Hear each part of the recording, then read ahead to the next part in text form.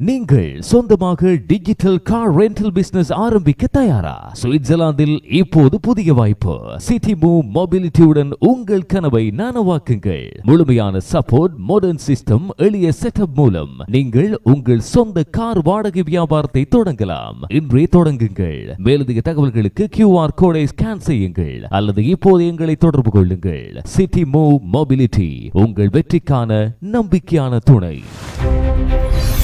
நீங்கள் இணைந்திருப்பது சுவிஸ் தமிழ் டிவியின் சிறப்பு செய்திகளோடு.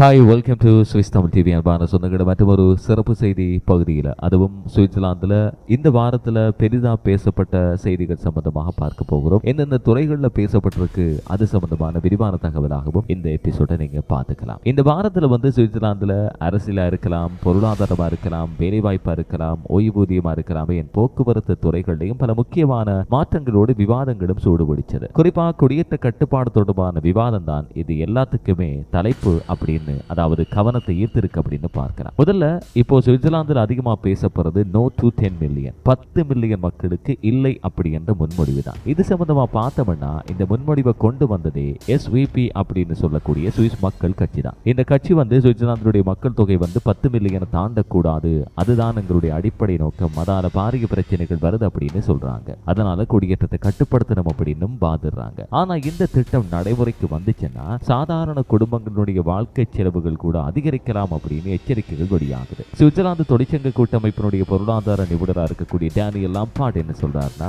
ஒவ்வொரு குடும்பமும் ஆண்டுக்கு சுமார் 635 சுவிஸ் பிராங்குகள் வரைக்கும் கூடுதல் வரி செலுத்த வேண்டிய நிலை உருவாகலாம் அப்படின்னு சொல்றாரு. இதுக்கு காரணம் என்ன அப்படின்னு சொல்றாங்கன்னா, சுவிட்சர்லாந்துல பிறப்பு விகிதம் தொடர்ந்து குறையுது, அத்தோட வயதானோர் எண்ணிக்கை அதிகரிக்குது அப்படின்னு சொல்லப்படுது. இப்போ வேலை செஞ்சு அரசினுடைய ஓய்வூதிய திட்டங்களுக்கு பணம் செலுத்துற மக்களுடைய எண்ணிக்கை குறைஞ்சிக்கிட்டே இருக்கு. இந்த நிலையில வெளிநாட்டு தொழிலாளர்கள் குறைக்கப்பட்டாங்கன்னு வச்சுக்கொள்ளுங்க, அரசோட வருவாய் மேலும் குறைய போகுது, அதன் பாதிப்பு நேரடியா வரி செலுத்துற மக்கள் மீதே விழுந்துரும் அப்படின்னு பொருளாதார நிபுணர்கள் எச்சரிக்கிறாங்க. இது ஒரு பக்கம் இருந்துச்சுன்னா சுவிஸ் அரசாங்கம் இந்த முன்வடிவை முழுமையா நிராகரிக்கல அப்படின்றதையும் நம்ம கவனத்தில் எடுத்துக்கலாம். அரசாங்கம் வெளியிட்ட அறிக்கையில இந்த திட்டத்துல சில நல்ல அம்சங்களும் இருக்கிறதா சுட்டி காட்டுறாங்க. உதாரணமா சுவிட்சர்லாந்துல இப்போ வீட்டு வாடகைகள் அதிகரிச்சுக்கிட்டே இருக்கு. குறிப்பா சூரிச், ஜெனிவா, பாசல் போன்ற நகரங்கள்ல வீடு கிடைக்கிறது கடினமா இருக்கு. மக்கள் தொகை அதிகரிக்கிறதால வீட்டு சந்தையில் அழுத்தம் உருவாகுது. குடியேற்றம் குறைஞ்சதுன்னா இந்த அழுத்தம் ஓரளவு குறையலாம் அப்படின்னு அரசு தன்னுடைய புள்ளி விவரங்களோட சுட்டி காட்டுது. அதே போல சாலைகள்ல போக்குவரத்து நெரிசல், சுற்றுச்சூழல் அழுத்தம், சமூக நல உதவிகளுக்கான அரசு செலவுகளும் குறையலாம் அப்படின்னு அரசாங்கம் சொல்லுது.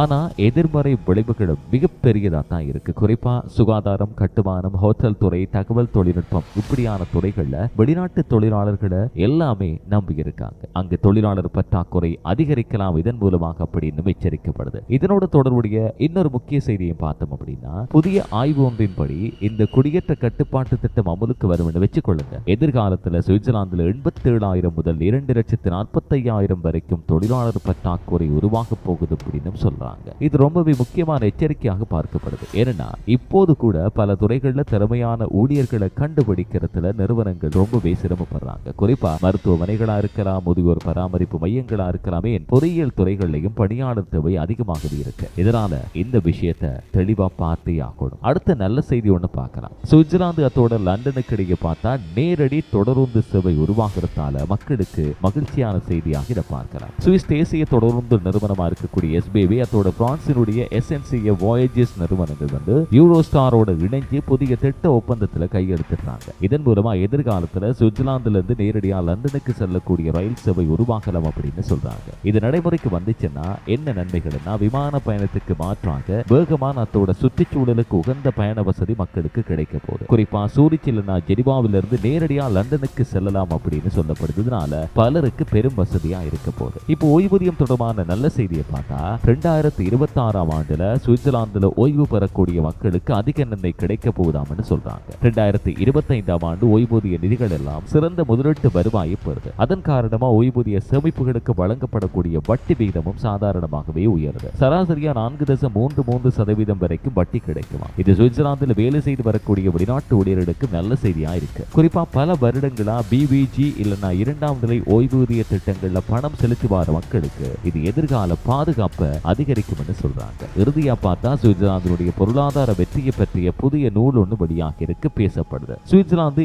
ஏன் செல்வந்த நாடா மாறுது என்ற தலைப்பில் சுவிஸ் வரலாற்று ஆசிரியரான மார்க்கஸ் சோம் இந்த நூலை எழுதியிருக்காரு. இந்த நூல்ல சுவிட்சர்லாந்தினுடைய நடுநிலை அரசியல், வங்கித்துறை, திறமையான கல்வி முறை, தொழில்நுட்ப வளர்ச்சி, அத்தோட குடியேற்ற கொள்கைகள், இது தொடர்பா நாட்டினுடைய செழிப்புக்கு இவையெல்லாம் முக்கிய காரணங்கள் அப்படின்னு விளக்கி கூறியிருக்காரு. குறிப்பா வெளிநாட்டு திறமையான தொழிலாளர்கள், அத்தோட சர்வதேச நிறுவனங்கள் எல்லாம் சுவிட்சர்லாந்தினுடைய பொருளாதார வளர்ச்சியில பெரிய பங்கு வகிக்கிறாங்கன்னு குறிப்பிடுறார். இதனால இப்போ இடம்பெறக்கூடிய குடியேற்ற விவாதமும் நாட்டினுடைய எதிர்கால வளர்ச்சியோட நேரடியா தொடர்புடையது அப்படின்னு இந்த புத்தகம் அதற்கான தாக்கத்தை செலுத்தலாம் என்று பார்க்கப்படுது. இதுவரைக்கும் சுவிட்சர்லாந்தினுடைய இந்த வாரம் பெரிதா பேசப்பட்ட முக்கிய செய்திகள் பற்றி பார்த்தோம். தொடர்ந்து இது போன்ற சுவிஸ் செய்திகள், அரசியல் மாற்றங்களோட சுவிஸ் தகவல்களை தமிழ்ல பெறுறதுக்கு எங்களுடைய சேனலோட இணைந்து கொள்ளுங்க. மீண்டும் ஒரு எபிசோட் மூலமா சந்திக்கலாம். பாய்.